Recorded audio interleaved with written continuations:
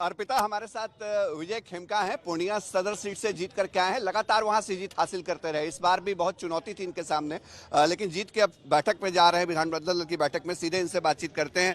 क्या लगता है नेतृत्व में बदलाव, किस पर दांव बीजेपी लगाएगी? इस बार एनडीए को प्रचंड बहुमत मिला है और एनडीए का जो नेतृत्व है वो सर्वोपरि है और देश के यशस्वी प्रधानमंत्री नरेंद्र भाई मोदी और बिहार के विकास पुरुष नीतीश कुमार जी का जो निर्णय है वो सर्वोपरि है, सबको मान्य है और बिहार के विकास का रफ्तार इसमें देखिए हमारे साथ संजय मयूख हैं। संजय मयूख हैं, बिहार के एमएलसी भी हैं। और संजय जी, क्या क्या होगा, क्या प्रक्रिया क्या है, जरा बता दीजिए। इधर आज तक पे इस वक्त आप लाइव हैं। जल्द बैठक प्रारंभ होगा, इसलिए आप निश्चिंत रहिए। जैसे ही कुछ निर्णय आएगा आपको निश्चित समय पर बताया जाएगा।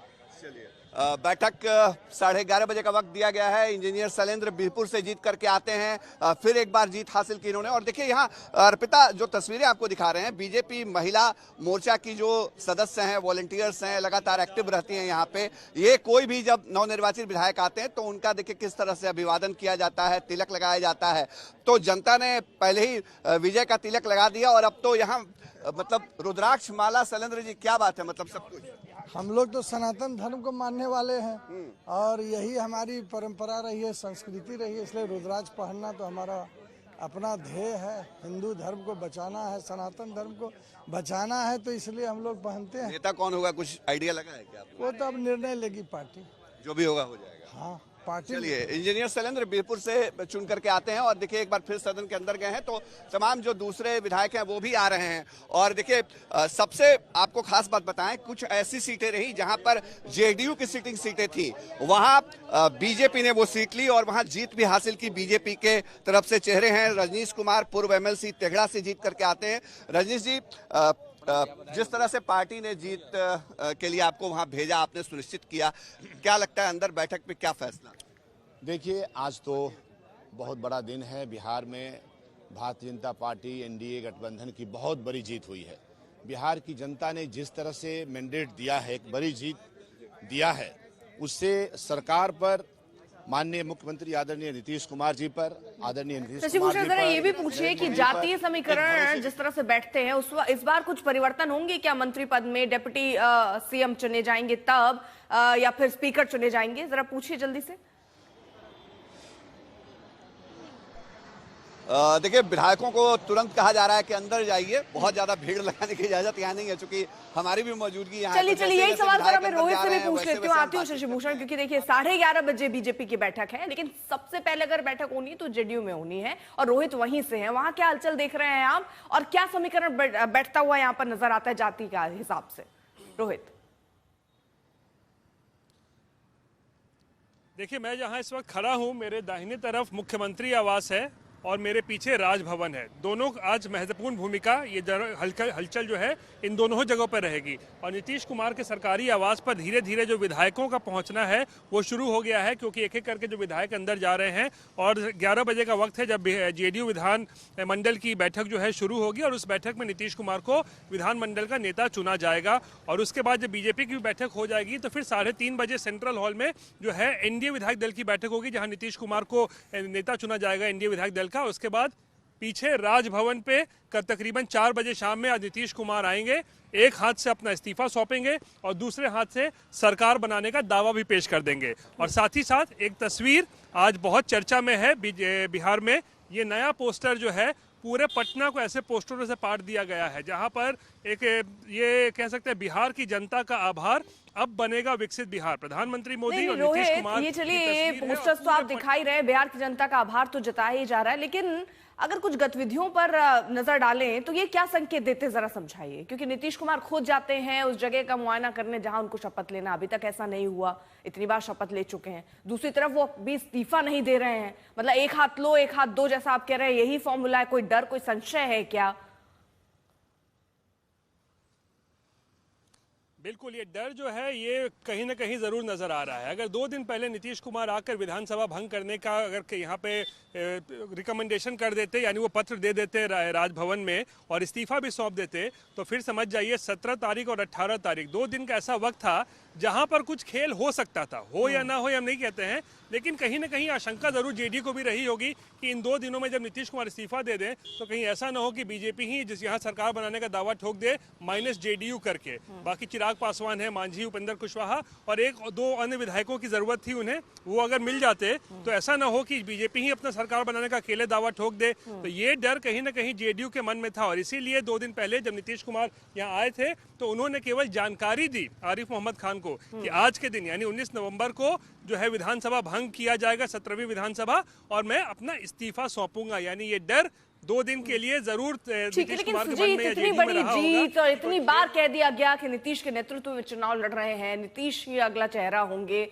फिर भी ये डर लगता है जेडीयू को, और लगता है तो क्यों लगता है, ये बड़ा सवाल है। और क्या ये बार्गेन करने की भी स्ट्रैटेजी है क्या कि क्या पद मिलना चाहिए, उसी हिसाब से आगे तय करेंगे, मंत्री कितने मिल रहे हैं, स्पीकर पद मिल रहा है या नहीं मिल रहा है, गृह विभाग मिल रहा है कि नहीं मिल रहा है, ये सब दबाव बनाने के लिए भी उन्होंने सोचा कि अभी रहने देते हैं।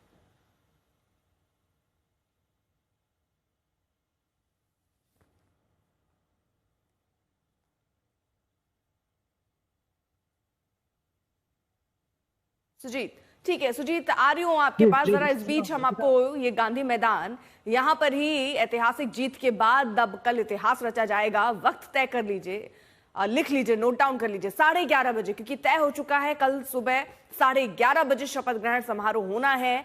और अभी जो फॉर्मूला नजर आता है वो दरअसल यही नजर आता है कि 2 डिप्टी सीएम, यानी पूर्व में जिस तरह का फॉर्मूला था लगभग उसी तरीके का फॉर्मूला होगा। लेकिन इस बीच जरा आपको जल्दी से ये दिखाएं कि बरकरार रहेगी ये टॉप टिकड़ी। ये कौन सी टिकड़ी है? नीतीश कुमार मुख्यमंत्री, ताजपोशी तय हो चुकी है, सम्राट चौधरी डिप्टी सीएम साथ ही नजर आ रहे हैं लगातार। तो इसका मतलब, क्योंकि बड़ी भूमिका की बात भी प्रधानमंत्री ने कही थी, वहीं आपको हम जल्दी से दिखा दें कि बीजेपी कोटे से कौन कौन मंत्री हो सकते हैं। नितिन नवीन, संजय सरावगी, जिवेश मिश्रा, नीतीश मिश्रा, डॉक्टर सुनील कुमार और विजय मंडल, ये सभी सूत्रों के हवाले से जानकारी मिल रही है, क्योंकि पुराने जो मंत्री थे बताया जा रहा, उन पर भी भरोसा जताया जाएगा, उनमें से भी कई को चुना जाएगा। वहीं जेडीयू में आपको बता दें, श्रवण कुमार, विजय कुमार चौधरी, अशोक चौधरी, विजेंद्र प्रसाद यादव जेडीयू कोटे से दोबारा मंत्री बनाए जा सकते हैं, ये भरोसा जताया जा सकता है। वहीं अब जरा आपको नए चेहरे, क्योंकि ये भी कहा जा रहा है जिस तरह का समर्थन मिला, जिस तरह बढ़ चढ़ के हर जाति ने वोट करा, उस हिसाब से उनको भी आगे किया जाए। और राजू तिवारी एलजेपीआर, स्नेहलता कुशवाहा आरएलएम और रामकृपाल यादव बीजेपी से। हालांकि चिराग पासवान की पार्टी से पहली बार अब कोई कैबिनेट में जो है वो शामिल होगा उनकी पार्टी से, क्योंकि जिस तरह का परफॉर्मेंस 19 सीटों पर उनका रहा, उसके बाद अब तो ये लगभग तय है। और ये जो पूरा एक फॉर्मूला जो तय किया गया है, 6 विधायक पर 1 मंत्री पद, उस हिसाब से भी उनको 3 लगभग मंत्री मिलते हुए नजर आ रहे हैं। वहीं जाति का बताया जा रहा है ख्याल रखा जाएगा, क्योंकि अगर स्पीकर सवर्ण है तो डिप्टी सीएम ओबीसी या ईबीसी और दलित में हो सकते हैं। वहीं अगर स्पीकर ओबीसी, ईबीसी और दलित हो तो एक डिप्टी सीएम सवर्ण और दूसरा ओबीसी, ईबीसी या दलित हो सकते हैं। अगर एक डिप्टी सीएम किसी महिला चेहरे की भी उम्मीद नजर आती है तो वो दूसरा कटेगा किसका? विजय कुमार सिन्हा होंगे क्या वो? सुजीत भी हमारे साथ, हमारे सहयोगी मौजूद है, जरा उनसे समझते हैं। सुजीत, अंदर खाने क्या खबर चल रही है? डिप्टी सीएम क्या एक महिला भी होगी? अगर होगी तो क्या विजय कुमार सिन्हा को हटाया जाएगा? मंत्री पद किसको मिल रहा है? कितने पुराने चेहरे जिन पर भरोसा अभी दिख रहा है और कौन से नई एंट्री हो सकती है? देखिए अर्पिता, जीत जो है काफी बम्पर जीत मिली है और ऐसी जीत को संभाल के रखना बड़ा ही मुश्किल होता है। हम लोगों ने देखा है 2010 में 206 सीटें आई थी एनडीए को और वो पूरा कार्यकाल पूरा नहीं कर पाई थी, ये भी याद होगा आपको। तो ये बड़ा खींचतान का समय है और आप ये समझ लीजिए कि 2 दिनों तक नीतीश कुमार ने इस्तीफा नहीं दिया, तो इसके पीछे भी कहीं ना कोई संशय की स्थिति जरूर है, जिसकी वजह से उन्होंने इस्तीफा नहीं दिया। आज वो उस औपचारिकता को पूरा करेंगे। देखिए, नीतीश कुमार के मुख्यमंत्री बनने को लेकर कोई संशय बीजेपी की तरफ से भी नहीं था, क्योंकि बार बार महाराष्ट्र का उदाहरण भी दिया जाता रहा है यहाँ पर, और जिस तरीके से नीतीश कुमार के चेहरे पर ये चुनाव लड़ा गया है, निश्चित तौर पर नीतीश कुमार के अलावा और कोई दूसरा कोई विकल्प है नहीं यहाँ पर। जहाँ तक डिप्टी सीएम का सवाल है, तो डिप्टी सीएम दोनों बीजेपी के बन रहे हैं। एक तो माना जा रहा है कि सम्राट चौधरी बनेंगे ही, क्योंकि उनकी बॉन्डिंग जो है वो नीतीश कुमार से काफी अच्छी है और वो एक दूसरे को काफी अच्छी तरीके से समझते हैं। पिछली बार जैसे बीजेपी ने 2020 में कुछ नए डिप्टी सीएम बनाए थे, जिससे नीतीश कुमार का मतलब काफी सहज नहीं हो पा रहे थे वो, तो सम्राट चौधरी से है। रही बात एक दूसरे डिप्टी सीएम की, तो वो डिपेंड करता है, क्योंकि विधानसभा अध्यक्ष का पद भी बीजेपी के पास ही जा रहा है। हालांकि बीजेपी ने ये क्या कहते हैं कि होम डिपार्टमेंट भी मांगा था, लेकिन होम डिपार्टमेंट को नहीं दिया गया। लेकिन लगभग जैसा आप कह रहे हैं, अभी जो पुराना फॉर्मूला था, गृह विभाग नीतीश के पास था और नीतीश उसी पर दावेदारी भी कर रहे हैं, उस पर शायद सहमति बन भी गई है। यहाँ पर डिप्टी सीएम का 2 फॉर्मूला, इसके अलावा स्पीकर को लेकर भी कि वो स्पीकर बीजेपी अपने पास वो पद रखना चाहती है, इन सब पर लगभग सहमति बन चुकी है।